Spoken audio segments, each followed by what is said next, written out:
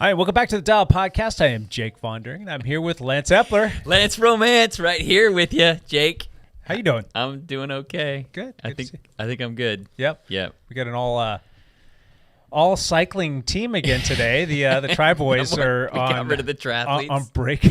So back in the studio with us today, Paige Edwards. Welcome back, Paige. Hi. Thanks for having me. How are you? I'm good. Good.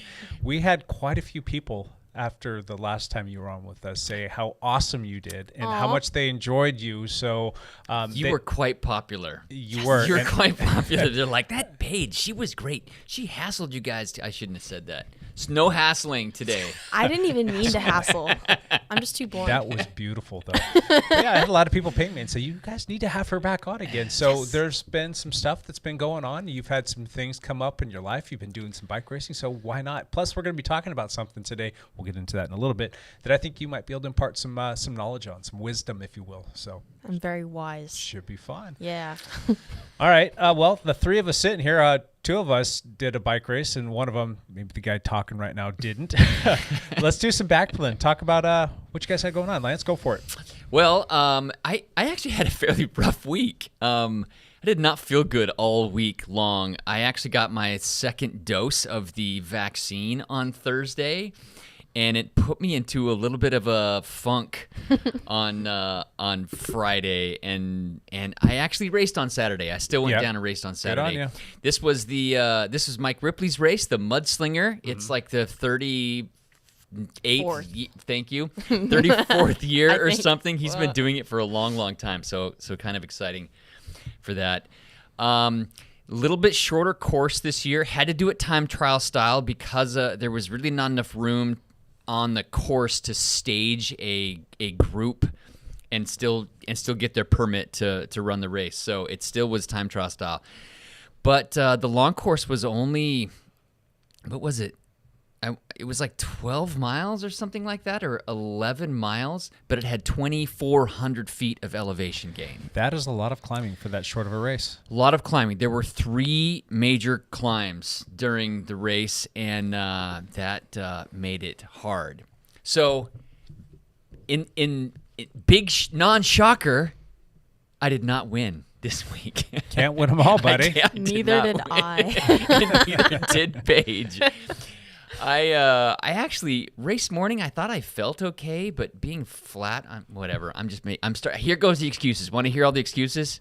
No. Yeah. Yes. So, Court Johnson won our Cat 250 plus Super category. strong dude, though, right? Super strong dude. I was feeling good about my chances with Court because I beat him by like 4 minutes at Echo. But this was a very different course. Echo was 17 miles of single track. This had 3 major climbs that none of which were single track. It was all like double, like Jeep Trail kind like of stuff? Jeep Trail, like gravel road, single sure. track. So it was just like full gas. And he out-climbed me. Wow. And also, I got beat by teammate Scott Carroll. Scott's strong. Scott is strong. Scott did a lot of Zwift racing this offseason. He Zwift raced 3 or 4 times a week, it looked like. What the heck? Yeah. All through the winter, and so he was quite strong. We actually staged ourselves so that we could gauge each other. Court, me, and Scott. Okay. So Court went first. I went 20 seconds later. Scott went 20 seconds after me. Sure. I expected Scott to catch me on the climbs, but I thought both of us would catch Court, and we just never did. He rode just fantastic, so good for him. I only lost to Scott by 18 seconds. It was really quite close. Yeah. And it was a little frustrating for me because he out-climbed me, but I was out-descending him and beating him on the single track stuff. And I would catch him on the single track, but I couldn't get around him. Oh. And he wasn't going to let you get around him either, right? You had to let people pass. Well, I mean, we were racing, and we're pretty evenly matched, so it was. I gotta say, it was really good for me. Yeah. I was very disappointed that I didn't do better, but I think I needed to be poked a little bit, and I needed to be humbled a lot. Well, this is kind of an interesting thing with a team dynamic. Usually when you think team, you're thinking like road racing. There's a lot to be said about having a teammate there with you, but in a mountain bike race, more times than not, it's every man and woman for themselves. A little bit different. And yeah, like you guys are competitors. You're on the same team, but you're competitors, and you both want to win that race. And now there will be situations or scenarios where that might play to your advantage, because let's say that both of you caught up to court and one of you wasn't feeling it and maybe was going to say, hey, I'll support you. Maybe there's some trail blocking. Is that bad? I mean, or I don't know. Or maybe there could be some like flats where one person can pull another guy up to another person. Yeah. There's things that go there. There was none of that in this race. Exactly. No flats. This race was like a time trial format. It's go out there, get your best time, and when I caught Carroll on the single track sections, it wasn't like there wasn't like an opportunity for me to pass him. It was like I was right on him and we were moving together. I would have gone faster without him in front of me, but it wasn't. So I hold no ill will at all. It was straight up racing. Yeah, exactly. It was good stuff. Yeah, if it was me and you out there, we would have been deucing and duking it up and dicing it out, and it'd be fun. So it was exciting. We had a lot of teammates out there, which was fantastic. A lot of teammates did really well. So it was just nice to be out there in a big race. There was about 300 racers, which was fantastic. So you were on the podium. Paige, you were on the podium. Mm-hmm. All right. And then we had Scott Carroll on the podium. We had Terry Hamness just missed the podium in your 50s. He was right fourth place us. right behind you. Yep. See here, Danny Stiles. She won the Cat 3 women's 40-49. Good on you, Danny. And also Kim Catherine. Did I say that right? Catherine, I think. I don't know. Yeah, she was second in the Cat 2 women 19 to 39. Good job, Kim. So way to go for Kim. I think. And we can get into more of that later if you remember any of that. But we had quite a few teammates there, correct? But yeah, a bunch of teammates. Sweet. Some kids raced. It was great. So well done, dude. thank you. I shouldn't feel too bad. I PR'd like every single segment during the race, so I actually went faster than I have in years past.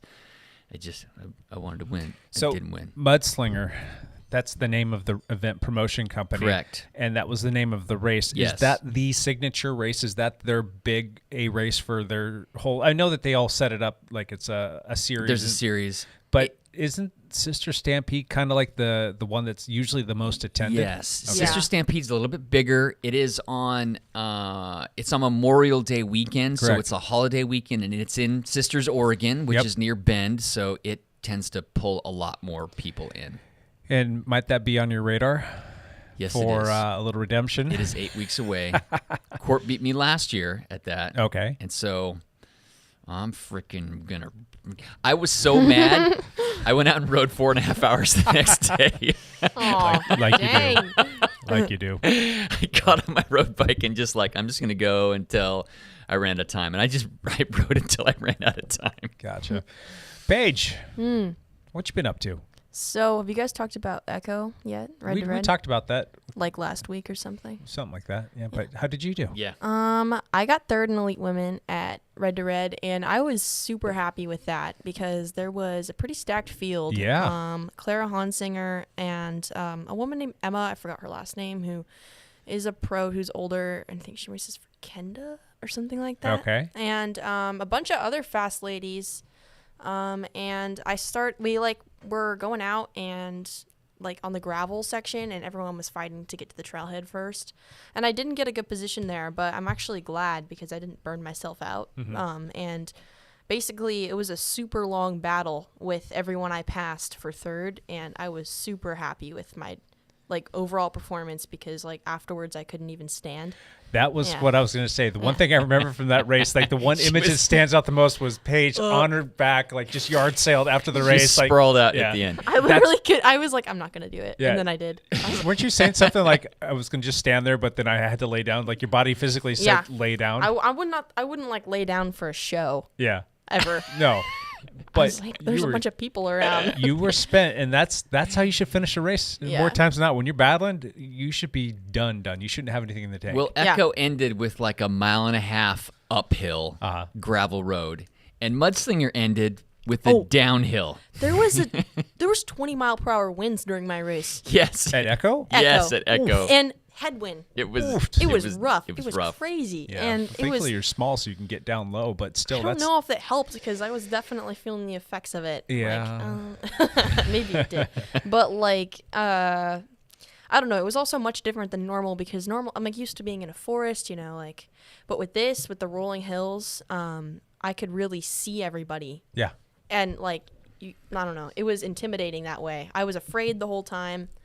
And compared to Mudslinger, it's dramatic differences in my performance. Yeah. I think I still got third at Mudslinger, but again with those faster pro women, but it wasn't good.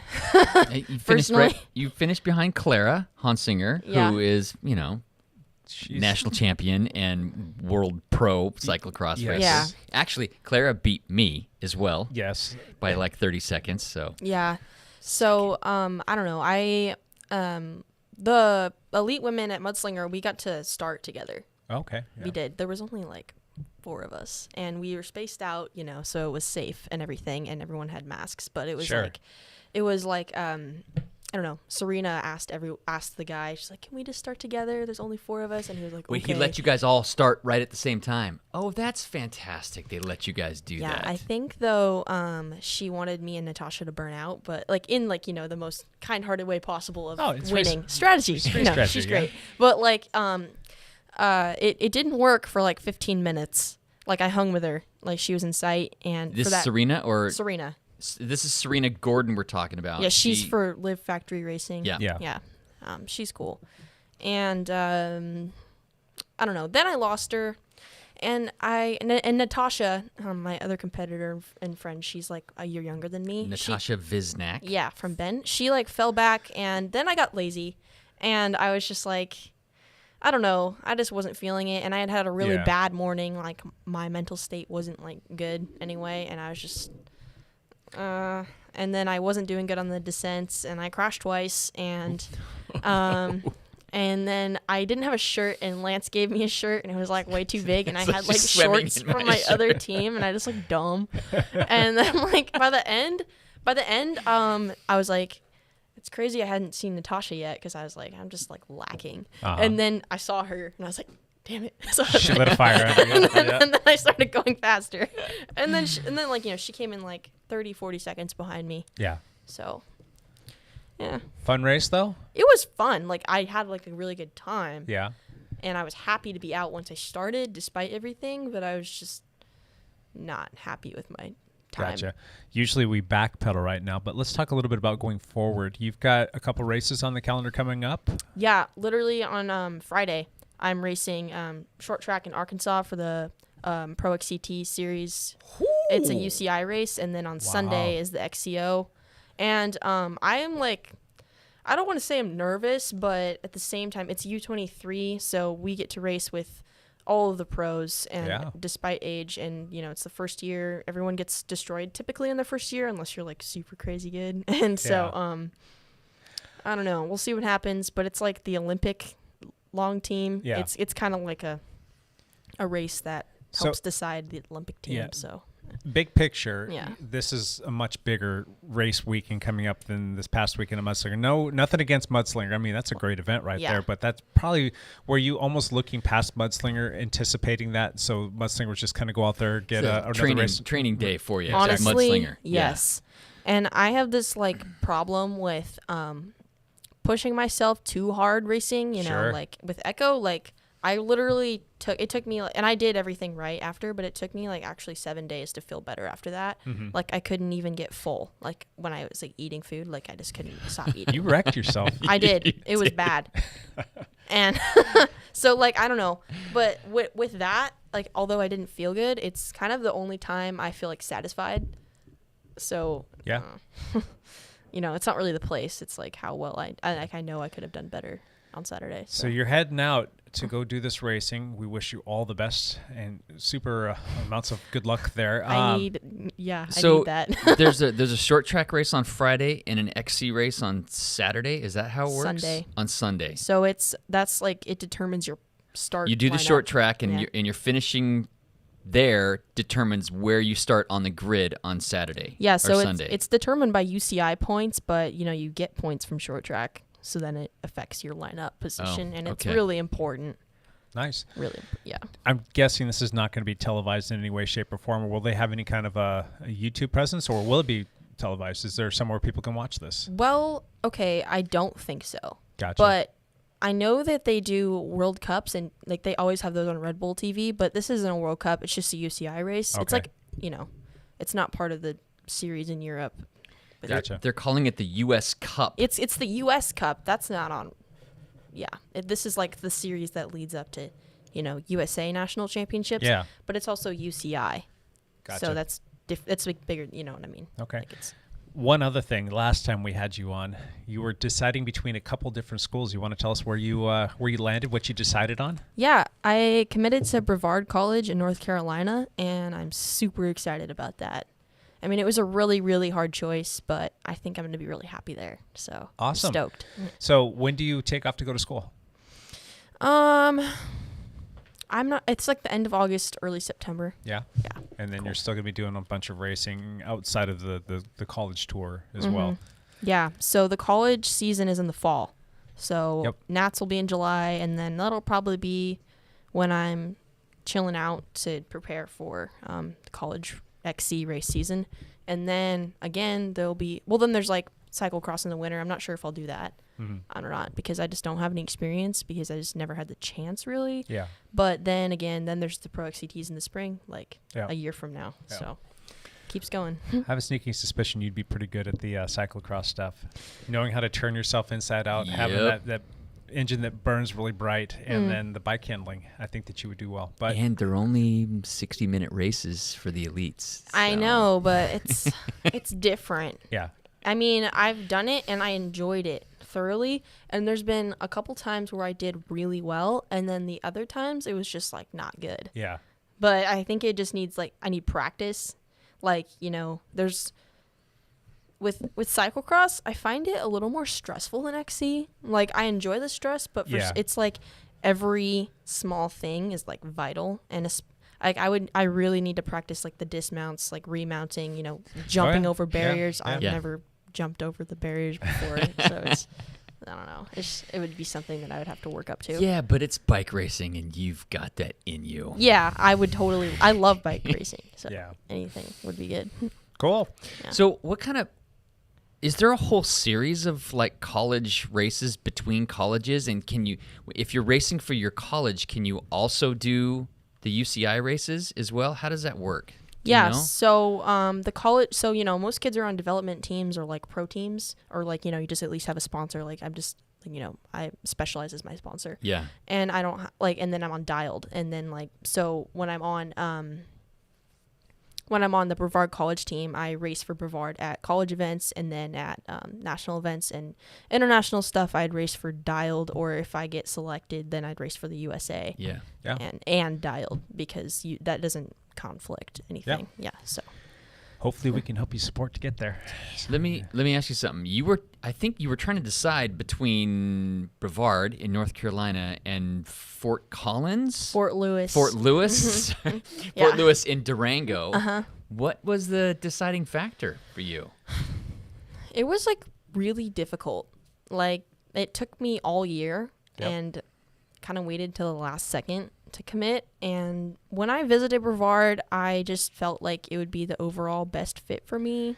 I remember you And- telling me that on that gravel ride that we did a couple weeks ago, that it just felt like home for you. It just felt like you fit in there, and that's where you Yeah. needed to be. And that's that gut feeling right there. That's usually pretty big. So Yeah, and with choosing a college, I've heard a lot of people tell me that usually it's not really a bunch of reasons on a bullet point list. It's more like what you feel Yeah. like. Yeah. And I think that's just, it felt good. And I just probably want to go with what feels good when I'm just picking a place to live and Yeah. train. So, good. yeah. Right on. They will have better winners. That's what I'm happy about. Honestly, okay, North Carolina it than they was will in snowy Durango. a week ago or two in Durango. Yeah. So Crazy. I'm not a fan of that. Don't like the snow? Well, I do. I love Just it. not to ride and I train don't in want it. to ride and train in Yeah, it. training in the cold that's a bummer. Honestly, it kind of It's wears hard. me down Yeah. more. I don't have a lot of motivation for it. Yeah. I mean, I this year I tried really hard to do it, but Yeah, I was just there's so many different layers to why that's hard. It sucks the life out of you. You can only take just being frozen and not being able to feel your feet when you get off the bike so many times. I know. And then there's the whole preparation process. It takes so long to get ready and put up. on all that junk. And then you go out and ride and you destroy your bike because it's covered in all kinds of garbage. Yeah. And then there's like coming back and you're soaked and you got to take off all your gear. Then you got to go get yourself warmed up and then you got to go back out and tend to your bike. And it's just the whole process. It literally adds 30 minutes, maybe 45 I would say minutes. for me, it adds a lot of time. Yeah. I'm just like, I mean, this year made me like a little more organized, but it would just take me forever to get ready, and like, not wanting to would make me take longer. And then like, I would like, not plan my days around the weather and then make a mistake. And then I came back one time and I couldn't feel my hands at all. It was like super painful because it rained on me. And then like, it actually hurt. I was like, wow. Yeah. And so my dad is like, he told me you have to put it under put your hands under cold water At first and then slowly warm it up. Yeah. Yeah, I didn't know that, and it worked. I was just like, I've never been that cold. Yeah. Fun Fun times. That's just part of winter training. Yeah. You just kind of you eventually figured it out, or you sit on Zwift. Yeah. Yeah. Makes Zwift look a lot more appealing after so many times of that. So cool. I'll backpedal real quick. I didn't race. We wanted you to race, Boo. Jake. Yeah. Mudslinger was like rough though, so I don't Yeah, know if it's he would have felt More happy technical. About it. I probably could, but I just don't. I can't go down. I can't crash. I don't Yeah. want to jeopardize anything. And I've got this long trajectory that I'm trying to stay on to get some sense of stability in my shoulder. I don't want to, bemoan about that any more than it is. And I don't know. We'll see if I can get back to it at some point in time, someday, some year. I don't know, maybe. But for now, I know what I can and can't do, and I'm just going to stick to that. So Yeah. I think that's good. Don't feel bad about it. Yeah. Just do that. What about gravel racing or road racing? You think you might? I think the one that I could probably see myself doing the most would be gravel, because in that scenario, I'm most likely to stay in full control of everything going on. Yeah. The road racing stuff makes me a little bit nervous because when you're in a big pack and More packs. and Yeah. my last big road race finished with me going down 150 meters from the Cherry finish pie. line because somebody crashed right in front of Yeah. me when we were going 35 miles an hour. And I don't. I mean, you can go down, you can crash, but I don't know how my body would come out the backside of that. It doesn't feel good any way, shape, or form, but I Right. don't know how much more damage I would do to my shoulder. And I don't really want to take on any more concussions. I've had enough of those, you guys. Those are not fun. There's no need to. Yeah. Just, So gravel racing, I don't see that they get as bunched up. They get stretched out pretty good. I mean, you're not generally dealing with, 15, 20 Yeah. people in a sprint finish or, No. whatever those end up working out to be. They can come down to the sprint kind of thing, but it's more of like just being able to hold your own and pick your, lines wisely when you're doing the single track stuff, and then True. just don't crash in general. And that's usually, if I can control that, I can keep the rubber side down. So there is a gravel race this weekend. There is. Have you? I don't believe there is 1 meter of single track on it. It's gravel and paved roads. 100% would have gone to the Gorge Gravel Grinder, but I'm going to be out of town again this weekend. Oh, that's right. Yeah, You're going to visit your My mom. Yeah, it's my mom's birthday. I haven't seen my mom in almost a year and a half. So, because of COVID, Yeah. I'm going to go up there and see her. So she's turning 66. You need to do that. Yep, that's going to take precedent. But anyway, going back to this past week, it was a decent week. Didn't get to do as much training outside as I wanted to, and that really boils down to the fact that I was gone again last week. And so I compressed, and Lance was here helping me out, but compressed 5 days down into 3, and everybody wanted everything yesterday, and there was just so much work to get done that I did find myself on the trainer for a few of those days. But we did do our Wednesday night flogging We ride. did. It was like 70 degrees. We had a big turnout. 72 when I 72. left my house, which was friggin' awesome. And there was, I think, over 30 people that showed up to that ride. It was fantastic. We unveiled a new third group, which I think worked out really well. It did. And everybody went out there and had a good time.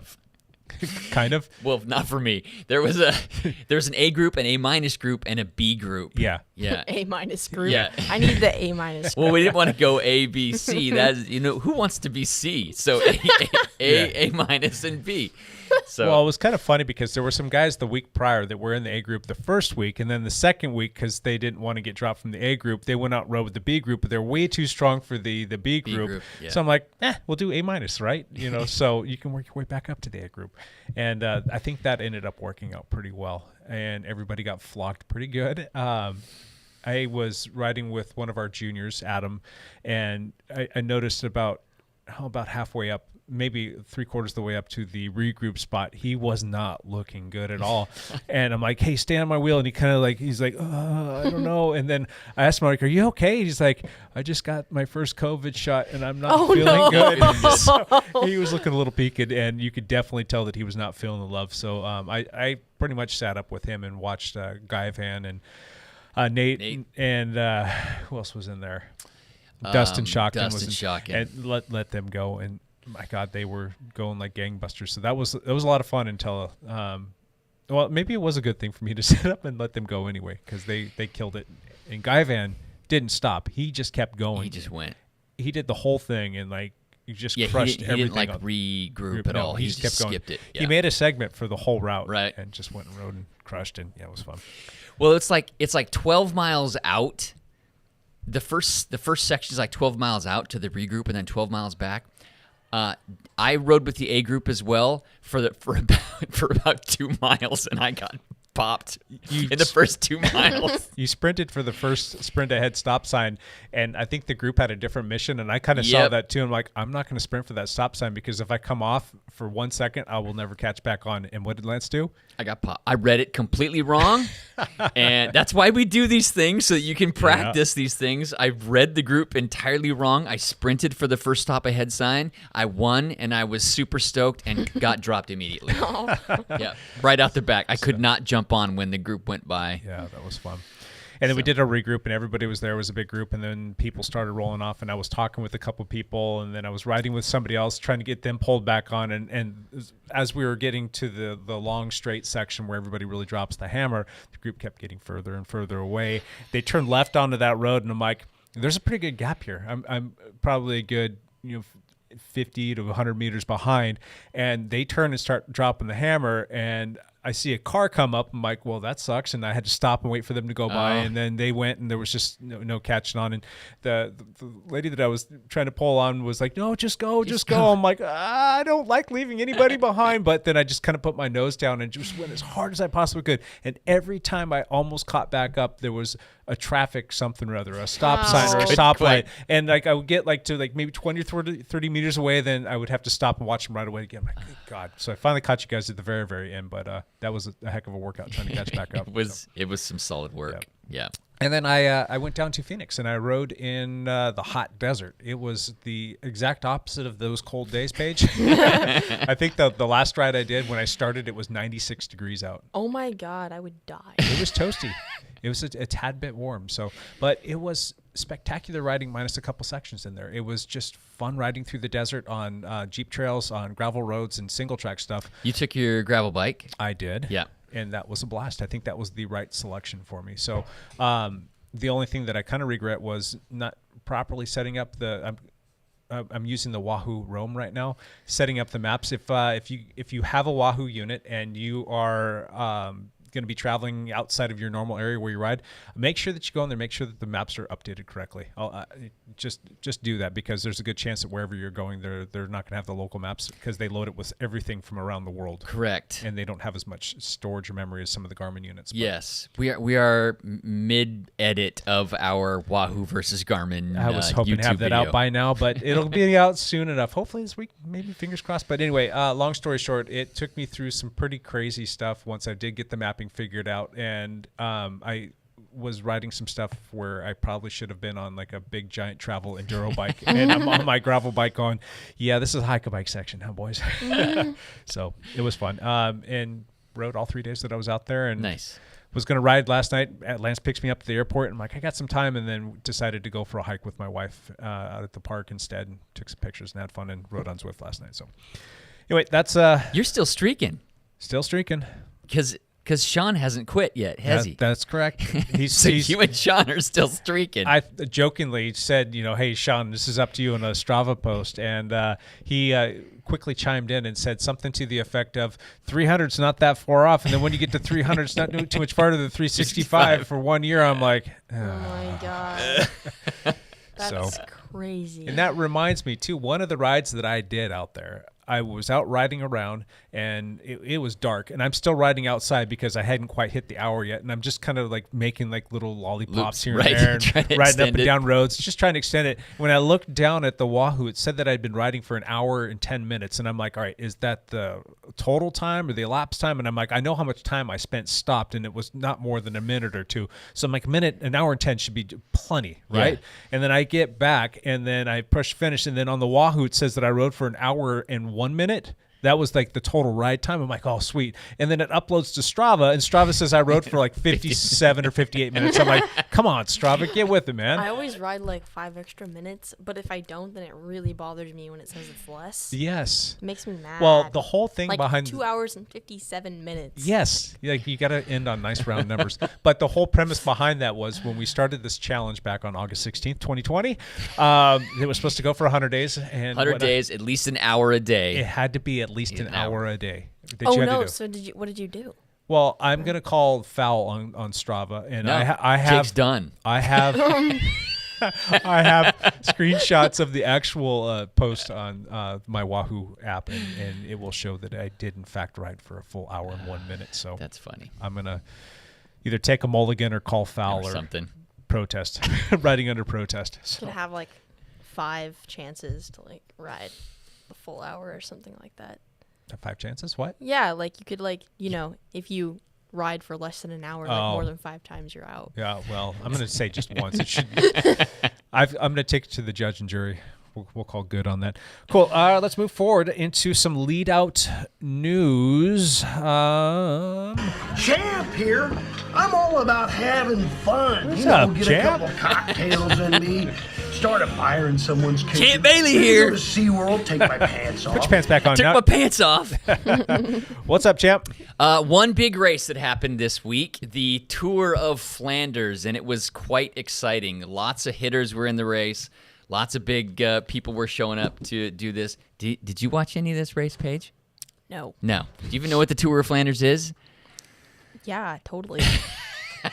Okay, it's one of the monuments of cycling. This is in Belgium. Is it in Belgium or Amsterdam? Is it? Yes. Okay. It started in Antwerp and finished in Van der Vloeden. I don't know. I just completely butchered that. Anyway, 260-kilometer race. So big, long race. Last year it was won in a sprint by Matthew Van Der Poel. He outsprinted Wout van Aert by an inch. It was a super fun race last year, and all those guys were in it again this year. And it was kind of crazy because with like 10 kilometers to go, Matthew Van Der Poel tried to drop the whole group, and he got out. And Casper Asgreen from DeCunit Quickstep, he was able to go with Matthew, but they dropped Wout van Aert, and he ended up back in the group and kind of fell apart. And so the two of them rode away. They get to 1,000 meters to go, and Asgreen is sitting on Van Der Poel's wheel. Van Der Poel is like super strong. He's just a crusher, and so we all thought it was Van Der Poel's race, and they start sprinting, and Van Der Poel popped. Uh-oh. He got beat by Casper Asgreen. It was a fantastic, 260 kilometers. He had just toasted himself. And how long can you stay on point like that? I mean, he's been in like peak race fitness shape since the beginning of the cross season. And he like sprinted hard, and it looked like it was close, and then literally with like 20 meters to go, he just sat up and shook his head like he cramped, didn't he? Yeah, he cramped, yeah. But he just sat up and like he sat up and like shook his head like Nope, I don't have it. It's his. Oh wow, Yep. that's crazy. And so Casper Asgreen won. Alaphilippe's teammate, which was super exciting. And third place was Greg Van Avermaet, who was very motivated. He hasn't won this race, and he wants to because it's in his hometown. I don't know if the finish or the start, whatever. But Van Avermaet took third, and everybody else kind of blew to pieces. So Crazy. Tour of Flanders. It was pretty Dang. exciting. I was watching March Madness. And The Gonzaga game was cool. the UCLA Gonzaga game? Yeah. Well, yeah. Should we move away from bike racing No, from no, Champ no. Bailey and go to the actual sports? It I was just saying. I watched that. I watched something. That was super exciting. It was. Gonzaga. This was to get into the Final Four, or was this? It was the Final Four. It was the and Final Four. there's- When is the championship game? Is it like tonight or tomorrow? Well, there's a game tonight, There's and a game tonight. I'm hanging out with like my 3 girlfriends, and they're not gonna Okay. want to watch it. So I'm just gonna, like, You're gonna miss it. yeah. Anyway, But it's fine. UCLA ties the game with 3 seconds to go on a layup. Yeah. And the Gonzaga team did not call a timeout. They what's the guy's name? Suggs? Suggs. Yeah. Yeah. So Suggs gets the ball, dribbles across half court, just gets across half court, tosses up a prayer, cans it. Yup. That was the end. And Gonzaga wins. Did you watch, Jake? No, It was worth it. I was actually it was after Mudslinger. I got home and I didn't even shower. I just like sat there and watched it the whole time. And that was it against was worth UCLA? it. Yeah, Was it? it was UCLA tied. Gonzaga, They went yeah. in overtime. It was cool. Super exciting. Yeah. I don't even know anything about basketball. Just like it. But you're about to go to college Yeah. in North Carolina, which is like basketball central. It is. Yeah, yeah. Oh. There's a lot of Gonzaga fans around here. It's in Well, it's 'cause Eastern it's Washington. in Spokane. It's Yeah. in Spokane. Yeah. Yeah. So That's pretty So- cool. makes sense. Kind of exciting. Cool. So, other than that, the only other exciting thing that happened was with new UCI rules. Why is that happening? I don't know, but there was a rider that got tossed out of the Tour of Flanders because he tossed a bottle in a spot he's not supposed to toss To a a bottle. fan, right? Of sorts, or just needed to get rid of a bottle. It was something like that. That's so stupid. And there was a couple guys that like headbutted each other, and they both got tossed from the game as well. One guy How do they like get them out? Like just do do they actually pull them off, or yeah, they just yeah, they like ride up, like Drive up to him and say, drive "You're up done. to him and Just said, go "You're back to your team you're car." out." Yep. Yep. I don't really get that. Is there like good reasoning? Because it doesn't sound reasonable right now. Yeah. Yes and no. You got to have some rules, and sometimes there's too many rules, and sometimes there's not enough, and that's the Yeah, I mean, the way it goes. you're not allowed to sit on your top tube in the super tuck anymore. Nope. You're not allowed to put your arms in the fake aero bar Big position. air bar position. Your socks have to be a certain length. You can't Actually, your Yeah. socks. legit correct. That's a UCI rule. yeah. You're not Can't be allowed. too short. Can't be too long. And for the longest time, like when Paige, you sure you want to go do this UCI race? It's in mountain Fayetteville? biking. Yeah, you're right. there's just Last year I had like the wrong logo on my socks, so I like shoved them down. seriously, Yeah. wow. Anyway, so yeah, there's some dumb stuff there, but Champ Bailey out. Thank you. all right. Sorry, I was sitting over here getting our Patreon little jar all fixed up and trying to make the things a little bit smaller so we can get a little bit more like shaken up in there and make this a little bit easier that's a good idea. to do. We don't have any new Patrons, but we've definitely got a bunch of them and just wanted to say thank you to all of them. And we're going to do drawings. We've got a bunch of new stuff that's in that bin now, too. We had a bunch of pickle juice Oh. from the company Pickle Juice. Thank you, Pickle Juice. We got a bunch of stuff from them now. We've got the brand new dialed cycling buff is in there. It's all orange with just black lettering. Yeah, it's actually nice. a pretty sharp looking thing. And there's a bunch of other goodies in there as well. So if you are the winner of the drawing, you get to come down and pick out whatever suits you best. So that should be fun. Let's shake this thing up good here. Paige, why don't you go ahead and pull one out of there? She can't see any names, and hopefully it won't be one of the same persons that wins. It seems like every single week now that I've folded up the things a little bit better. Hopefully she can read my chicken scratch, and it is chicken scratch. Is that an R or a B? Mark Radford. Mark Yeah. Radford, who has won. Sorry. It doesn't look like a B. I was just like Bradford. Oh, it's Rad. And that's our rad. That's my big giant R. Sorry. No. It's good. I was just like, Never mind. Marcus won before. Now, it's kind of funny. Like, it seems like the same, like 4 or 5 people win every single week. But We're trying to show love to everybody. Yeah, there's close to 30 names in there, which is kind of crazy. So anyway, yeah, maybe we should start doing like an eliminator thing. Just make sure that everybody wins something. Anyhow, Mark Radford, swing on by the lab and pick up your new Pickle juice. Pickle juice, yeah. Cool. If you're interested in becoming a patron, you can go to dialpodcast.com. There is a link there on that page. Click on it. Choose one that works well for you, and we'll be happy to have you on our Patreon team.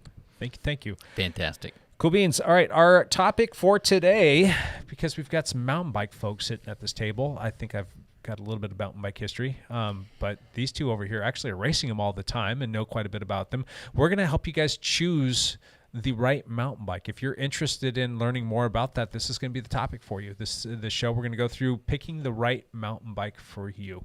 So Lance has got a list of like 8 or 10 things or whatever that you want to choose. But before we get into that list, I wanted to ask a couple questions. What kind of a mountain bike do you think people typically just gravitate to without any knowledge or know-how when it comes to bikes? What do you think their eye automatically goes to, and that's what they think they want? The full suspension bikes. Full suspension bike? How about That's what I was going to say. Okay. And I'm going to even go a step beyond that. I'm going to say that for some reason, it seems like people naturally just gravitate towards like a big enduro bike or almost like a downhill bike. I agree. And then they go out and they start doing some riding, and then they quickly discover that those downhill bikes are called downhill bikes for a reason, because they don't go uphill very They do not go uphill fast. And they are pretty slow on the flat stuff too. And they're maybe like, oh darn, maybe I bought the wrong bike and I maybe needed something that was more like an all mountain bike or maybe a cross country bike. So that's kind of one of those things that I see pretty often. People talk to me about, hey, I just got into this mountain biking thing and I need you to tune up my bike, and they roll in, and like after talking to them and what kind of riding they're doing, and then I see the bike that they roll in, I'm like, that's kind of a mismatch there, but maybe we can help some folks make a better decision. So what are the different types of mountain bikes that people would be looking at? You've got your full-on downhill and full downhill suspension, which are heavier bikes with more travel in them, Correct. which means deeper suspension. Yeah, it almost looks like a motorcycle without the motor. Yeah. So you've got that. You've got an enduro bike, which is going to kind of be in that same vein, but maybe a little bit more lightweight because a little bit lighter, a little bit less travel. Correct. You're going to have a cross-country bike, which is way lighter, less travel. And by travel, we mean how much the suspension compresses. Thank you. Gotcha. And then we've got there's even in the cross country realm, there's starting to become more options there. You're going to see anything from like 90 millimeters of suspension up to like 130. Yeah, that's about right. Picking out the right one there is going to be a little bit of a challenge. And in the cross country vein, you've also got hardtails. Hardtails means front suspension fork. Correct. And then rigid frame in the rear, no rear suspension. Correct. And then there's even kind of a hybrid bike like the old BMC Team Elite that had that elastomer, which gives you a little bit of cushion back there, but it's not true suspension, but it's kind of like a tweener kind of thing. You've got full rigid mountain bikes. No suspension at all, but big tires. Yep. And then what am I missing? That's about it. Well, you've got your all mountain bike.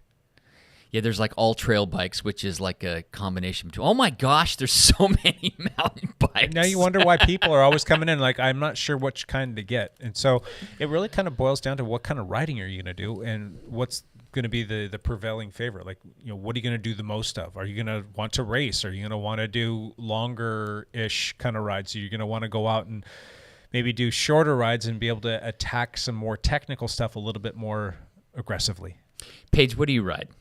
I have a S-Works Epic. Okay. Yeah. Which is a cross-country style mountain bike, right? Full suspension. Yeah, right? It's a full suspension cross-country mountain bike. Sure. And do you know how much travel it has?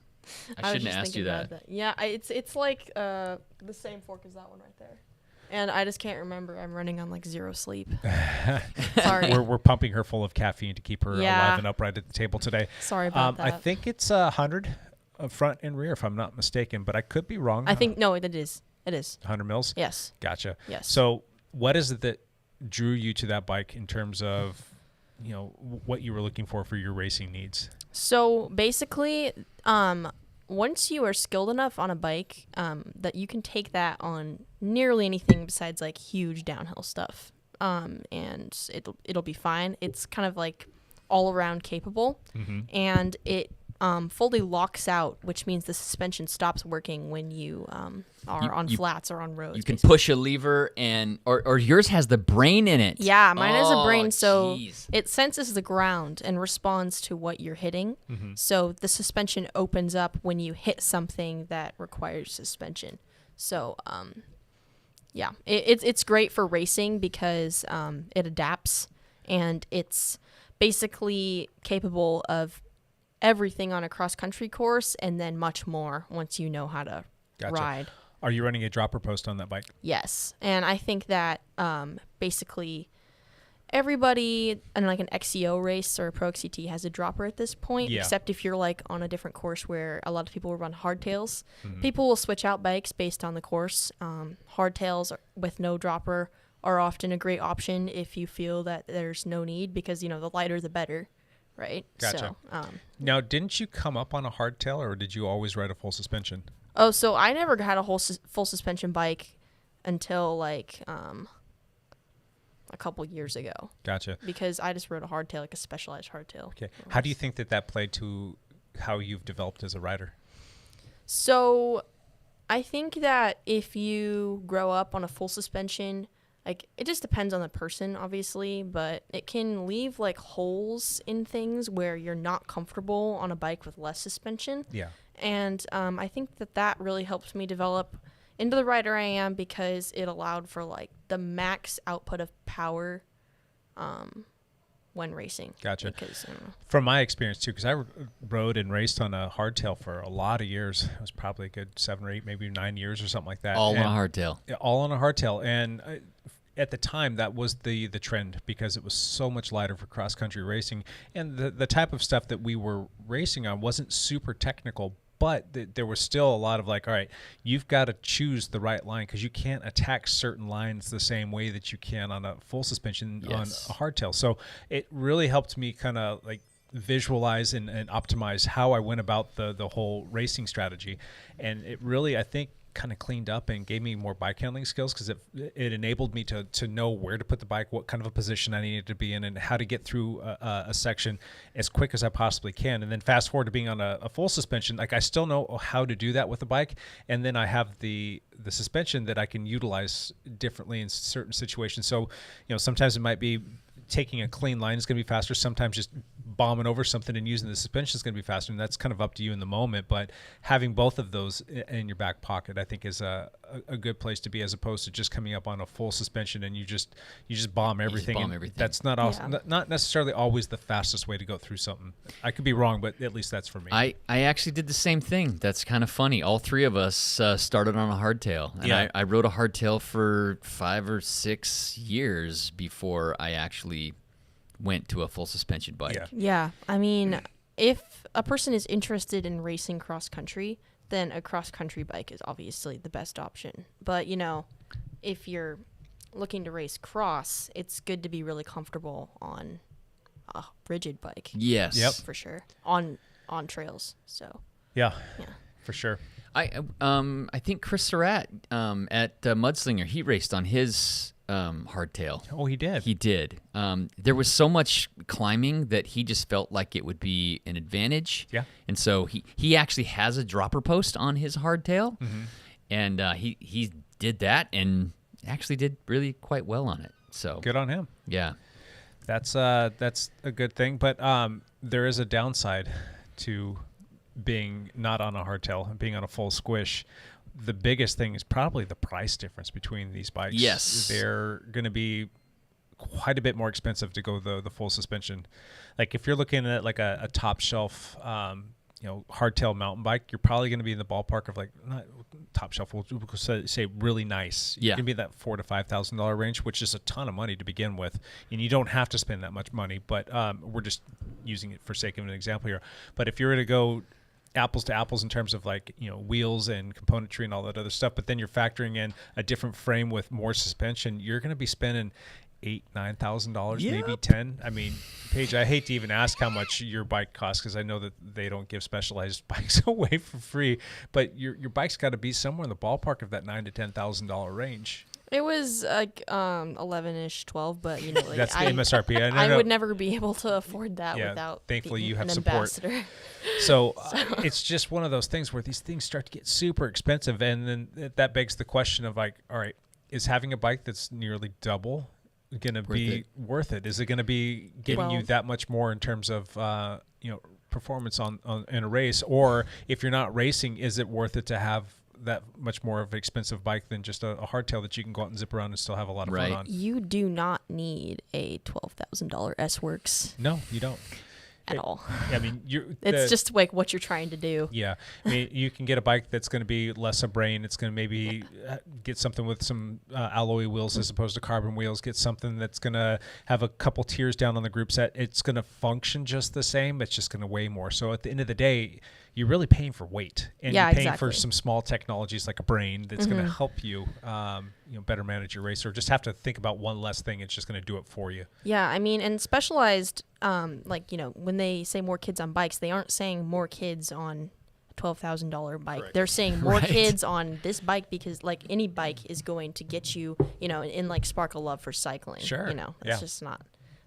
Reasonable. Did you just say sparkle love? No, like spark a love. Oh, for spark cycling. a love. Sorry about that. I thought, what's sparkle love? That's a new word I made love up. Sparkles. Own it, yes.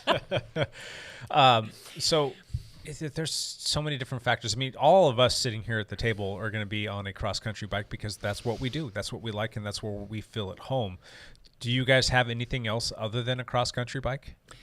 I had a hardtail for years. I actually, no, I only have a cross-country mountain bike. That's all I've got because I want it to be as light as possible so that I can possibly climb with all these skinny guys and then still have enough suspension to bomb the trail as fast as I can. And generally, cross-country races don't have really technical downhill section. Yeah, that's what I was saying. Yeah. Like, it's what you need. Yeah. UCI's kind of changed a little bit, though. The Europe races are very technical. And that's why you see more cross-country people riding full suspension bikes now. That's why they started to go away from the whole hardtail thing. I mean, you can do it, but you're obviously professional if you're doing that on a hardtail. Yeah. But even the professionals are going to be faster on the full suspension bike, and that's why you see that. And that's why there's been a push to go back to the full suspension stuff. So... You know what changed my mind for me when I went for the hardtail, and it wasn't just because of racing. And I loved my hardtail. I rode it all over the place. I rode this trail, which is one of the more famous, well-known trails in the U.S. called the Whole Enchilada outside of Moab, Utah. Have you heard of it? No. Okay. It's called the Whole Enchilada. It is a 30-mile roughly downhill trail. 30 miles of downhill? 30 miles of downhill. That's crazy. So you have to get Is it downhill, like downhill racing or like descending? It's descending. Okay. Yeah, it's not like, super. There's a couple of technical sections, but you have to get a ride up to the top. You start in Moab, you jump in some guy's van. Actually, Kyle Mears, also known as Mears of Moab, he started a shuttle service solely for the Whole Enchilada. And they drive you an hour and a half or 2 hours up to the top of the La Salle Mountains, which is just outside of Moab. You hop out, and there is a whole trail that takes you all the way back to Moab. 30 miles downhill. Good Lord. Yeah. That's cool. It's gorgeous. I wouldn't be able to walk, though. So, well, that was the thing. I'm like, I'm going to do this. This was 3 or 4 years ago. I was in Moab. I had the day where I could do it. I did it on my hardtail. Mm-hmm. I got done. I felt like I had been beaten up, like I had run a marathon because I did the whole stinking thing on the hardtail. Mm-hmm. Now, and that kind of prompted me, okay, maybe I need more of a downhill bike or more full suspension. And man, when I shifted to a cross-country style bike, it just like opened my world. It gets really fun. Yes, it made it way smoother, way funner. The bike isn't lighter, and then the next thing that opened up my world was a dropper post. I didn't do that whole downhill trail with a dropper post, and the dropper post, when you learn how to use it properly, oh my gosh, you can descend and corner faster. Okay, so let's talk about that because that's probably something that people are hearing dropper post, and some people might be listening to this and have heard it but have no idea how you use it. When do you guys engage a dropper post, and how do you use it to your advantage? Okay. So what a dropper post is, you push a lever and your seat drops. Like, most of them are like 100 millimeters. I think mine's like 80 millimeters or something like that. But it drops enough so that you can get further. You can get your weight back further on the bike so that you can go faster downhill things. And it also helps with cornering.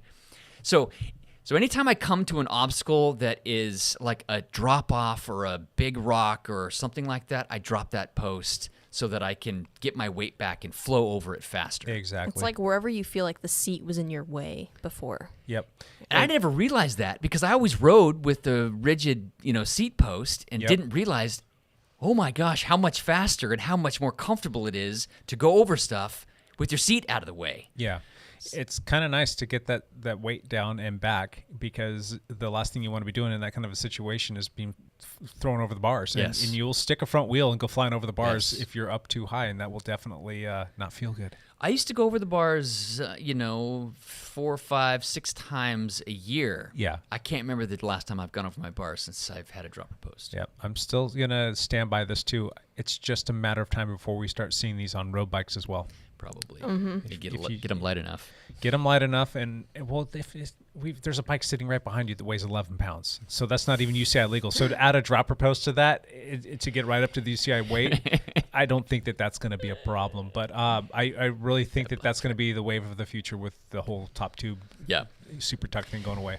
The other thing that a dropper post does is when you're in tight corners, like lots of tight little shifting corners going around trees, if your weight is back and you are down further, you can rail those corners much faster than if you're sitting up higher. You'll high side is what you call if you're sitting up on your seat on corners like that, where you wash out and go over the high side. Yep.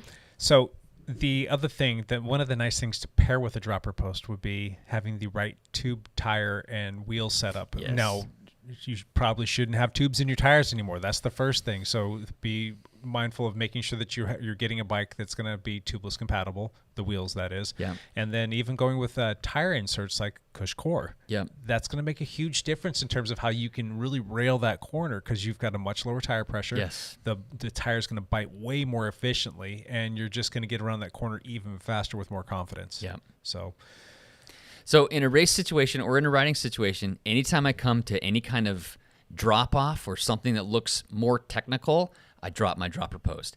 If I see a section of trail that has a bunch of tight little turns, I drop my dropper post so that I can rail those corners faster. how many times this past weekend at Mudslinger did you use your dropper post, Paige? Oh my God, it's like automatic at this point, like you shifting. don't even think about it, it just happens, right? Yeah, and at first I wasn't, that great at it. Like, I would do it at the wrong times and just wasn't used to it. But then, it just becomes something that's very natural, and when you'll be most comfortable dropping it and keeping it up.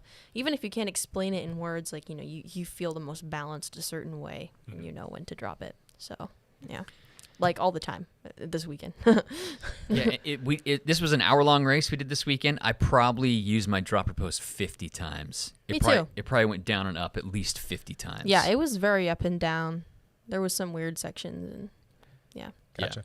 Now, with your dropper post, will it allow you to have more than two positions, being more than just the all the way up and all the way down, so you can ratchet up and down? Yeah, you press the button, and then you have to sit on it to push it down. And It then doesn't wherever just go you down. stop and let go of the lever, that's where it's going to stay. Yes. I like that setup. That's the one knock that I have on the BMC. BMC's dropper post right now pretty much is all the way up or all the way down, correct? They call it the race dropper post or something like that. Yeah. And it is. It's either all down or all up.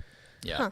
There are certain Which isn't as situations, good as being able to feather it a little bit sometimes. but it's still better than nothing. And it's Yes. still if you're going to use it, you might as well just have it either all the way up or all the way down anyway. I mean, I guess there are a few times when you would want to have it in different positions based on what you've got going on.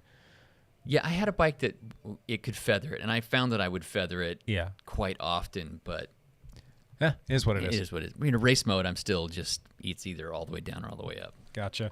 Yeah, for the bikes though, let's get into like really kind of helping people choose. I mean, we just talked a ton about the cross country scene. We've talked a little bit about the downhill scene, but let's just help them kind of maybe poke their heads into the different options and run through these 8 things that Lance has up here. What do you got? What's the first one? Okay, knowing what wheel size to get, because Yep. there's different options for wheel sizes. 26, which is a thing of the past. Traditional, that's old school. I don't Yep. think they even make a 26 bike anymore. 26. So the wheels are 26 inches in diameter. Correct. I mean, Yeah. you'll still see them on some lower level, entry level bikes that are kind of like the hybrid-ish or I don't know. You just don't see them very Yeah. much, but they're still out there. They're still in the market. You can find them on the secondary market. So just know what you're looking for, and just know that if you are looking for a 26-inch bike, you're probably going to get a screaming deal on it, just because it's kind of You can't find them. Yeah. yeah, it's kind of like buying a tape in the era of MP3s. So it's just one of those things. And then 8 or 9 years ago, they went to 29-inch wheels, which is 29-inch in diameter. It's actually that's the same size as your regular road bike tire, 700 cc, yeah. or whatever they C, call. yep. Yeah, thank you, centimeters. And the beauty of bigger wheels is they roll over stuff easier. Yeah, the way that I've always equated this to people, especially those who've had kids, is when you push a stroller around, the strollers with the little wheels, they always get caught up on everything. Little rocks, Yeah. ruts, anything, like any cracks, and sometimes they'll get caught up. And then all of a sudden, I don't know why I'm talking about strollers on a cycling podcast. They came up with like these jogger strollers, and I remember getting bigger one, wheels. and it was a much bigger wheel, and the thing would just motor over everything. When I had my kids, when they were in a stroller, that's what we used, and the thing was awesome. It really tackled everything, and if you apply that same thought to a mountain bike, when you're out there and you've got a smaller wheel, like a 26-inch wheel, it's not going to go over rocks the same. It's not going to go over No. roots the same, because it will get stuck, because the angle of attack and where that hits it in terms of like the balancing point, it will stick, whereas the 29 will hit it and it's just a bump to it. It just keeps going. Okay, so then a few years ago, there was a whole group of people that said the 29 is too big. We need to have a happy medium, and they came out with 27.5 inch wheels. Blake Correct. Bruni, he puts 27.5 on the front and 29 on the back of his downhill bike. Really? Yeah. Wow. He's always does that, and he like wins. So Well, there's something but there. he races downhill. yeah, he's the world champion. World champion. Yeah. It's a little bit more nimble. I mean, it's easier to turn that tire. It's going to get around corners a little bit faster, but you're losing some of that angle of attack. And I think that people that are racing cross country, I think that there's something to be lost there if you're going to be rolling on a 27. 29 is the most beneficial for cross country. Yeah. for sure. That's pretty cool. What's next on there? Choosing the right size bike Okay. for you is also an important thing. And that's tricky because every bike manufacturer has their own geometry is hard to. You kind of need to throw your leg over the bike and ride around to see if it's actually going to fit right. If you were to go out and take 5 different manufacturers and bring in a medium from all 5 different manufacturers, the geometry on every single one of those bikes is going to be different. The top tube length, the stack height, the rake on it. There's so many different things. Like when you start to add it up and look at it, it's going to be different from bike to bike. So you have to know your manufacturer, you have to know your geometry and how that meshes up with you so that you can get the right size. Quick question on that though. If you were to err on the side, maybe you're on the bubble, and let's say you could go with a large or a medium, what size are you guys going to err on? Are you going to go a size up, a little bit bigger, or are you going to go size down and ride something that might be a touch too small?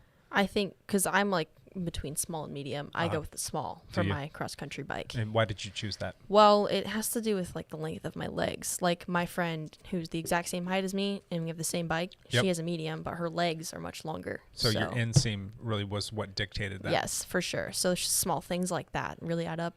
Gotcha. So, Yeah, I've got longer legs, and I think for me that having the little bit bigger bike plays in my favor. I mean, I could probably maybe get on a medium at 6 foot tall, but I've got long legs and long arms.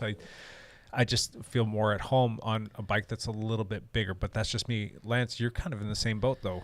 I'm kind of in between sizes Yeah. too, and I pick the smaller one. Like I'm between medium and large, and I would race on a medium. But that hasn't always been the case. But you were on a large. I was. You still are. Yeah, I know. And that only works if you have the right dropper post on it. Yeah. Yeah. So the bike I had 2 years ago that was a large, it was a tad too big for me. But this last one, they changed their geometry just a little bit, and the large just works for me. Is it because it's a little bit more of a slack head too? It's probably got to be it. Something like that? Yeah. But, So- you think about it, a smaller bike is going to be easier to handle, but you got to find that happy spot. If I was going to order this bike without seeing it, I would have gone with the smaller one, and it probably, whereas the large that I'm racing on now, just it works. Okay, so when we're talking about like an all mountain bike, because that's probably where like the vast majority of people probably should be on, or possibly a cross country would be a close second to that. There's going to be a difference in the geometry there in terms of like how the cockpit is set up, and that would be pretty much the length from like your saddle to your bars. Yeah. The all mountain bike is going to be a little bit more upright. It's going to be a little bit shorter. So sizing wise, what are you thinking there? Yeah, I would go a little smaller too. And that's another question that you have to ask yourself when you're thinking about getting a bike is what kind of a position do you want to be in? Because the cross country mountain bike is going to put you in a little bit more of an aggressive race position. Yeah. So it would be kind of like the difference between an endurance road bike and a race bike. You're going to be in a much more down position, a little bit more aerodynamic and aggressive a position. And that's going to be kind of the same thing between a trail bike and or trail / all mountain bike and a cross country bike. The cross country is going to put you in a more of an aggressive position. Mm-hmm. And I even got a longer stem on my cross country bike when I got it fitted. You know, because I like being more forward. So you could be even lower. Yeah, yeah, lower. because downhill bikes tend to have like upswept bars even a little bit, higher bars and shorter stems for more downhill control. But that doesn't translate to climbing speed. It's different. Whole different can of worms there. When I had a Santa Cruz Bronson like a couple years ago, and it was upright. And, just because of how I was used to my hardtail and stuff like that, it was just super weird to be like up. I don't know. It was weird feeling. Awesome. All right, what's next, Lance? What's the next one on there? If you're not racing, don't stress about weight too much. Mountain bikes are heavier. Yep. And if you're not going to be racing this bike, you shouldn't stress too much about how much the bike weighs.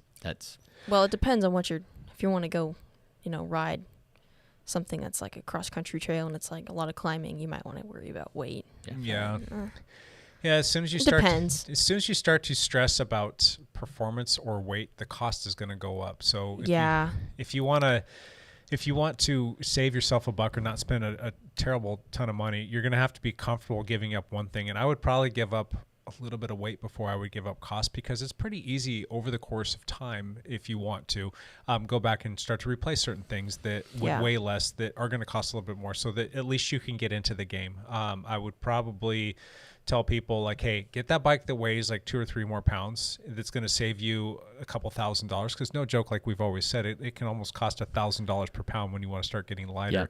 And if over the course of time you really fall in love with the sport, or you really want to get more competitive, or it's a big deal for you, and maybe you lose a bunch of weight because you got on a bike and you're happy and you're fast and you want to get it even lighter, then go buy yourself a nice set of carbon hoops, or upgrade your drivetrain, or get a different crank set that's going to be less weight, or change out your bars from alloy to carbon. I mean, all of those little things over the course of time can be done in small chunks and save you some weight, and then you can just make your bike a little bit nicer, and it's going to keep you stoked to go out there and ride your bike more too, because when you get new stuff for it, it always makes you like, I'm going to go ride my bike because I'm all stoked on fill in the blank bike part that's on there now. So that's just a thought on that. All right, what else? Just a couple more things. Go for it. One, be careful buying a bike that is like future proof a little bit, if I could explain that. Explain, Lance. You want one with like a more popular seat post size, or a bottom bracket size, or through axle size, not with odd sizing on those things, because if you go to upgrade your bike, you might find it really difficult to find parts that are in odd sizes. That's well put, because there are a lot of bike manufacturers out there that will come out with something that they're claiming to be the next latest and greatest, but it's going to be proprietary to them, and it might only be around for a year or two, and the next thing you know, you're stuck with something that you can't upgrade and probably is not super desirable to the vast majority of people out there looking for a bike. You guys ever dealt with that before? Not personally. No, I don't think so. Yeah. You? No, but I've had plenty of people gripe and complain to me about stuff. Dang it. Yeah, it is what it is, but that's a very good point. So, one last thing, when you're looking at suspension, go for quality suspension, not necessarily a bigger suspension number.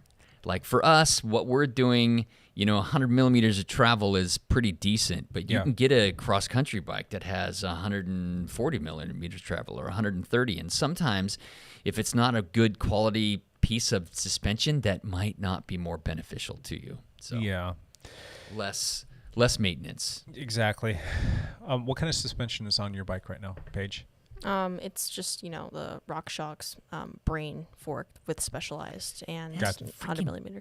I'm so jealous of the brain, man. I really, because that it just automatically like adjusts on the fly. That's fantastic. Do you find that that's super predictable, or do you find that there's some holes in that where it doesn't work always the way that you want it to?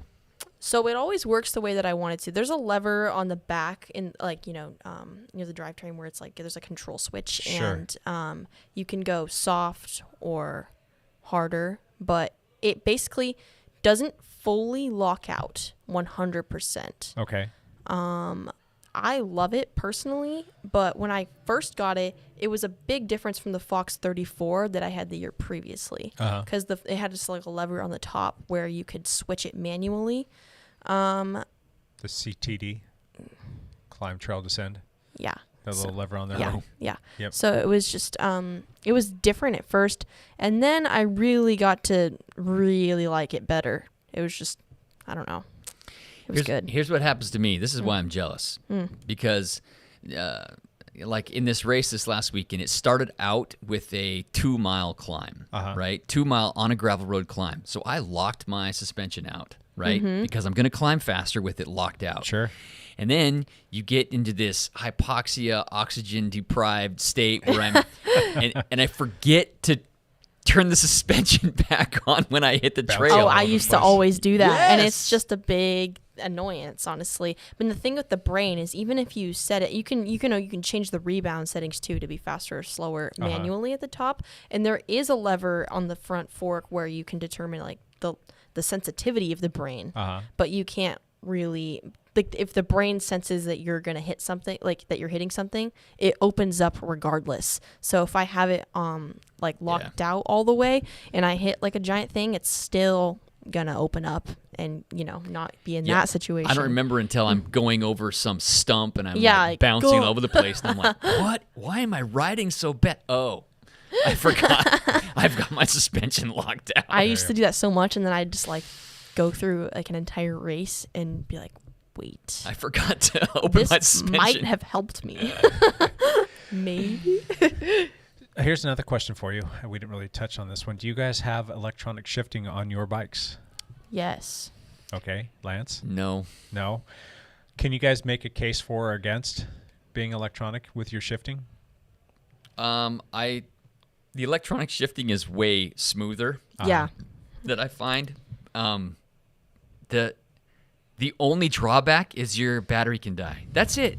That's the only drawback I can find with having electronic shifting is if you don't charge your battery. So like I would ride my bike with my Axis system like 10 to 15 hours a week, and I would literally need to charge my Axis batteries like once a month If max. that, yeah. I think It lasts a really long time, and they take 45 minutes to fully charge. Correct. And the thing is it's like an app on your phone, and if you like bump your derailleur, you can literally just adjust it and just fix it right away. Yep. So It's pretty slick. it is. And, I don't know how you could say against. It's expensive. How often do Yeah. you hear about people? How often do But- you hear about people who have a dead battery on a mountain bike versus how many people who snap a derailleur cable? Oh, you snap cables way more often. Way more often. So, I mean, I think Plus, that you got no cables all over your bike. it is clean, it is smooth, and Yeah. it's easy to dial in, and it's pretty easy to manage where your battery levels are at too. By looking at that app, all you have to see is like, all right, how much percentage do I have Yeah. left? And even the SRAM stuff, their little batteries, they're small. It's easy to throw one of those in your jersey pocket or a saddlebag. So you could always have one with you if you're going to be worried about that. I mean, like, it's if you can keep track of AirPods, then you can keep track of Axis batteries. You got it. Lance does lose AirPods pretty frequently, though. Just when I crash, that's all. But I've lost a few, yes. But going back to that, though, that's a premium. That's a big upcharge if you're going to go that direction. I think that it will almost double the cost of the drivetrain if you switch over to being electronic, if I'm not mistaken. I tell you, though, it's worth it. I don't have it on my mountain bike, but it's on my road bike, my gravel bike, my cyclocross bike. I have wireless on all of those, but not my mountain bike. Okay, so there's a lot of people out there right now who are going to be looking for a bike, potentially. We're coming up to some beautiful summer months here in the Pacific Northwest, and even across the country, you've got a lot of people that are wanting to go out and ride bikes. Bike manufacturers don't have a lot of bikes to spare. Literally. Bikes. They're sold out. Specialized isn't going to have bikes until 2022. Cannondale's kind of the same boat. BMC, we will probably see some bikes. I put in a big order for the lab and for some teammates, and I'm being told that we'll be lucky if we get about 40% of what we ordered. Wow. It's rough. But the good side about it is that there are bikes coming. They will be here as soon as later this month, which could be great if we actually get some, but at least something's better than nothing. But anyway, I'm sensing that that's a common theme. I've heard about Santa Cruz, and we said Cannondale and other bike manufacturers. So let's say you want to get into this whole bike thing. The shop doesn't have what you're looking for. Maybe it's a $10,000 bike that they have sitting on your shelf, and that's way out of your price point. Where are you guys going to go look for a used bike? If you're going to go into that market, if that's your only option, just as a stopgap between when bikes come back to the market. Pink Bike is a very popular site for used bikes. Mm-hmm. There's Craigslist. There's Facebook Marketplace. Those can be a little more tricky. But I would say Pink Bike would be one of the spots. Good place to look. Are you guys ever going to buy something on eBay? Yeah, I would do that too, potentially. There's just the eBay tax on there. Yep. I mean, you're going to be paying more because there's a lot more fees associated. So bikes tend to be marked up a little bit more. I'm trying to pull this up here real quick because I want to give another shout out to this Facebook group that I think is really good. The one that I know of off the top of my head that's pretty popular in the Pacific Northwest, but it seems like there's people from all over the country that are using it, would be the Pacific Northwest Bicycle Classifieds, yes, if I'm not mistaken. Let me continue pulling this up here real quick. So yeah, we've got the... It's a huge group, actually, that Pacific Northwest. Yeah, PNW Bicycle Classifieds. Yeah. The other one that is a monster as well would be the Cycle Classifieds in Discussion. They're both closed groups. You have to request to join, but it seems like they let everybody in there. Yeah. And it seems like there's a lot of people selling bikes on both of those platforms and having pretty good luck both buying and selling. I've talked to people recently on both sides of the coin, and for all intents and purposes, it seems like it's been a pretty good thing for folks. Just be sure that you're maybe conducting business with people that are on the up and up. Yep. It's maybe always a little spooky. Try and get your hands on a serial number so you can put it through the old serial number search engine to make sure that it's not a stolen bike. And then you might want to use some sort of a payment platform that will give you a little bit of reassurance that you're going to actually get what you're paying for. So that might be something for you to consider as well. But when you're out there looking for an actual used bike, we talked about a bunch of stuff. What are you guys going to buy if you're going to go in the secondary market? Obviously, probably cross country. Well, yeah. I mean, people sell race bikes every year. Yeah. Because, it's less expensive for racers to sell them and then buy a new one with that money 1 year after, so the value is still fairly good, you know. So that's what, if I needed, that would be something I'd go for sure. How about you, Lance? I gotta say, I wouldn't buy a downhill bike. I would rent one. If I go to a place like Whistler or Moab where I'm going to do some big monster downhill, I'd rent one for the day. How many times do you think those bikes get crashed? Crazy downhill stuff. I just don't, I don't ride like that anymore. Yeah, I totally agree with you on that one. Usually finding a bike that's going to be in pretty good shape is good. but how do some people know whether the bike's in good shape or not? So what would you suggest to people there if you're going to buy something on the secondary market, knowing that you're not buying somebody else's problem? I think that, buying a frame is great. And then if you can, new parts is always ideal. That's good. Yeah. If you can get them. If you can. I mean, if you can't, just like, I don't know. And asking as many questions as possible, obviously. Yeah. But usually there are a lot of good bike shops out there that will do bike inspections for you too. Yeah. It might cost you a few bucks, but I mean, when you're talking about spending like even just as much as $1,000, just to pay a shop like a fee of like 30 or 40 bucks to do a bike inspection, that might be something where you miss it, but they're going to catch it, and that'll save you a whole heck of a lot of heartache. Yeah. So, you want to look for frame cracks. You want to look for, damage to wheels. You want to look for, drivetrains that might be worn out, just excessive wear on certain things. I mean, stretched out chain. Yeah. And you can play that to your benefit if you have a stretched out chain, but if the chain's super stretched out and they've been riding a long time, then you might be talking about needing a new cassette or needing some new chain rings. Yep. But a chain itself, I mean, that's pretty inexpensive to fix that. But it's knowing that if the chain is stretched, to look for those other little things. So a shop's going to help you out with that a lot. So I think that there's going to be a crazy secondary market over the next 8 to 10 months. Probably. So if you're looking in that direction, then be careful. So anything else that we need to touch on with this this topic, picking out a mountain bike? I think we're pretty centric on the cross-country scene, but I still think that that's the best all-around bike in my personal opinion. Let me just say, and people ask me, what's my favorite bike to ride? And if I'm training, I want to do that on my, road bike for like smoothness and speed. If I want to just go really have fun, I'll pick my mountain bike. Really? If I'm just going to ride for fun, I'll pick my mountain bike. It makes me... I love my gravel bike. I love gravel riding. I love road biking. Of course, I like all this stuff, but for pure smiles, it's the mountain bike for me. If you were to have just one bike, and let's say it was a mountain bike, what kind of mountain bike would you go to if you weren't racing? Would you stick with a cross country, or would you think about doing something a little bit more all mountain-esque? I'm not going to do some big monster stuff anymore. I wouldn't like that either. I'm not going to the jump track. I'm not doing the jump line. I would get like a cross country-ish bike, like a lesser model, so it's less expensive, and have just like a bigger fork. Like a more long travel bike. Yeah, on cross country. Like the BMC 4-stroke, they make the new 4-stroke long travel, which is a fantastic bike. It gives you an extra 20 mils of squish. You can just put a different fork on it. Yeah. If you want. Yep. So that's what I would do, just to like have a little bit more fun. Yeah. I'm kind of like Lance. I don't necessarily want all that extra suspension, and I for sure don't want the heavier bike because I like to go fast. But the extra suspension is going to give me too much confidence, which is going to put me in a sticky situation. Not if, but when I'm going to go over the bars again and hurt self. So more times than not, though, people just want to be out in nature. They want to be out riding the trails. They want to go out and just have fun on some flowy single track and maybe hit some obstacles. And I think the cross country bike checks all those boxes, and even a cross country hardtail still checks all those boxes, and it teaches you to ride the bike a little bit more efficiently. Yep. So if I'm going to put my money on something for recommending to people, I'm going to tell them if price is a sticking point for you, stick with the hardtail cross-country mountain bike. If you've got a few more bucks to spend and maybe you've got some aging body parts that you want to protect with a little bit more squish, see if you can find your way onto a full suspension cross-country bike, and I think that you're going to be super happy, especially with the dropper post on there. Yep. I agree. Gotcha. Yep. Yep. All right. Consensus heard. All right. Let's jump into one last thing. Paige, I'm going to start with you. What's one last thing going on with you that you want to toss out there for the world's?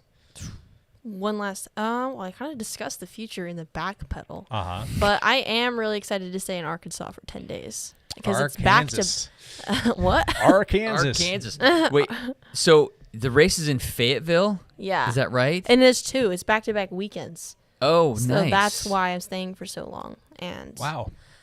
Yeah, it's a big trip.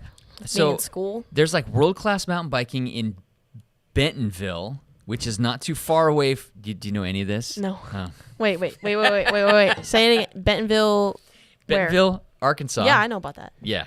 There's world-class mountain biking there, but these races are at Fayetteville, and I think the reason they're doing these UCI races at Fayetteville is because the cyclocross world championships are being held there in February or January. World championships, not the national championships. World championships. World championships. World championships. Cyclocross world championships. Wout van Aert. You'll see Matthew Van Der Poel Yep. there. You'll see Pincock. You'll Yep. see like the Claire Hansinger and all those lovely women out there killing it. Actually, we already have a teammate who has a home reserved for the weekend there. Seriously. Yeah. Surratt? Mm-hmm. Of course. That's I might rad. be bumming in on that place with him. So. So, what are you going to do out there between the races? Well, I mean, it's a pretty light training week, obviously, because, just recovering. Yeah. But probably explore and pre-ride the track more. Yes. Gotcha. Yeah. How far from there is BB Infinite's headquarters? They're They're not too far from there, right? They're not too far from there. Yeah. I want to say it's like 3 hours. Where is it? I think Bentonville was 3 hours away from BB Infinite. Okay. Something like that. Yeah, but I don't interesting. know where Fayetteville. Weren't they in? To hit up Gary and find out if they're going to be I can't remember. We can't remember. in and around there. It was the name of the town that it was in. Anyway. Cool. Anything else, Paige? After that, I'm going to Soldier Hollow in Utah. Sweet. So that's sick. I did a race there in November. Cool. Yeah. Yeah, I've never been there before. It's cool. Yeah, it's So, beautiful. Excited. Mr. Lance Hepler. One last thing. One last thing. I'm going to race my gravel bike this weekend. No mountain bike racing this weekend. Going to race gravel. Gorge Gravel Grinder. Gorge huh? Gravel Grinder. We got a lot of teammates going out to that too, We yeah? have a lot. You're of going to do people. the medium I'm distance? doing the medium. I'm not doing the long one. What's the distance on that again? 65 miles, Gotcha. something like that. Okay. Still like 5,000 feet of climbing. Oh, yeah, today. And it can get pretty windy out there too, which can be pretty brutal. Yep. But it's supposed to be nice weather here. What's it going to be like out there? It should be better because it's past the Dalles. It's more into the high desert. But it could still be windy. Yeah, I was going to say, usually when it's like sunny here and there, it's like windy there. Yeah. So it is what it is. But good luck on that, my friend. Thank you. Cool. My one last thing is I wanted to let everybody know the other local team here that's doing a lot of stuff that we're kind of good friends with is the Pacific Office Automation. Yes. They have a lot of those elite 1-2 guys and some gals. They are doing a little unsanctioned race series. They've been doing the Savvy Worlds, which they kind of took over the Savvy Shootout out at Savvy Island. But for the month of April, they moved to Hag Lake, and they're doing laps around Hag Lake.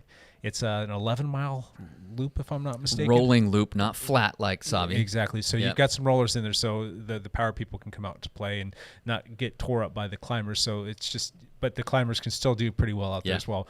But they're doing a Exciting. 4-week series out there, unsanctioned, and it's going to be a race format for the next 3 weeks. And they are actually putting a prize purse together for the winner, and it's going to be a points race that will be, based on like where you come through the finish for the first 2 laps. You'll get some sprint points. I think it's like 6, 4, and 1 points or something like that. And then for the finish, I think they'll point out to like 10th place or something along those lines. But whatever the case in point is, whoever finishes with the most points is going to win $100. If the word gets out, people are going to show up because we don't have a road race really on the calendar yet in the state of Oregon or around Portland. Yeah. So, and that's a beautiful place to ride. It is. It's spectacular. Hag So Lake is beautiful. if you're interested in that, go check that out. You can go to the Savvy Worlds Facebook group, and they've got more information posted there. If you've got any questions, feel free to ping us, and we will be more than happy to help you. Look at it's Evan Price. Evan Price, one last thing. The Evan Price just walked into the studio. Evan Price just walked in. Come get on this mic and do one last thing, Evan. We'll take any part of Evan Price we This can has get. to be my worst timing to You- the podcast. Hold on a second here. Okay, let's turn on this That's microphone. fantastic timing. Scoot over towards Paige. You can. How's it going, Paige? Good. Long time no see. It's probably been a couple weeks now. Okay. What have you been up to, dude? Swam in a pool in a wetsuit. Picked up some coffee today for Cassie, and I'm trying to get the bike ready in the bike box today with You David are- Goodman this evening. You are going to your race this coming weekend, correct? Yes. Sunday's the race. Leaving Thursday. I'm going to work like a half day, see some patients, then head out right after that. How are you So, feeling? very good. Race needs to happen, though. There are going to be 62 guys in this field now. Comparison, last year there were like 24. So it is like 3 times the size of the field. Wow. Big hitters. This is what happens when there's no races. It's just everybody comes to the few races that you have. So Any more big hitters that you've seen add to that list since the last time we spoke? I know we Yeah. got like Lionel Sanders in there. and- yeah, Sam Long will be there. Okay. Matt Hansen will be there. who's the fastest runner in triathlon right now, and Sam Appleton is another big name. Ben Canute, and a couple other Olympian short course guys. So Wow. yeah, it'll be fun. Did they all know that Evan Price is going to be there? I don't think so. I think they missed that one. I'm pretty sure the dude that may finish 40th is not making their radar. I was joking with Josh this morning that I think we need to have a 2-speed race. We need to have 30 guys start who are like, all right, you guys get paid to do this, and then the other 30 guys that are like, all right, the rest of you can start now. So. Yeah, it's kind of like our week rides. We've got the A and the A minus group. That's so exactly what we need. Pro we need an minus. A-. Yeah, we need an A- start group. That's awesome. Where do you think you're going to do the strongest? That's a good question. I really feel good on the bike and run right now, but my plan is that the run is going to be where I try to get people. So Really? Okay. yeah, I'm going to use the bike as a setup, and then I really want to run strong. How can we get you faster in the water, dude? Because It's so strange. This year, I'm swimming literally half the volume I swam last year, and my sets are much faster. Really? I think I'm so bad at swimming that when I swam less, I got better at the sport. I just did a set that's by far the fastest set I've ever done today. Can we get you some surgical web implants on your hands and Something. feet? I don't know. I think it just comes down to just brain rewiring. That's something about too many concussions and your feel for the water, and just me being bad at swimming from a young age was not a good combination. So. Gotcha. Well, we wish you all the best. Good luck, Evan. Good Thank luck. you, guys. Thank you. Yeah, awesome. Is Cassie going out there with you? Yes, we are both vaccinated now and feel confident going out to Texas. So we are going together, and thank God, because I would be really in a rough place I've traveled to races by myself before, and it's always a I can't think of a better person to have with you for support. Oh, she's so honest organized. to God, can't. She is so on top of everything. Oh, yeah. The details with that girl. For She's instance, fantastic. she just caught today that our hotel's front desk closes at 11 p.m. So she pivoted, canceled our first night there, and got a hotel right next to the airport, and switched our rental car, the rental car place right next to the airport, in 10 minutes. Wow. She saw it and was like, okay, we do, just boom right away. Yeah, that's you and I. If we were in charge of that, Oh, we'd be sleeping in the car at nighttime. Going, dang it! Taking an Uber an hour away to get to Galveston and sleep in the rental car when we got there.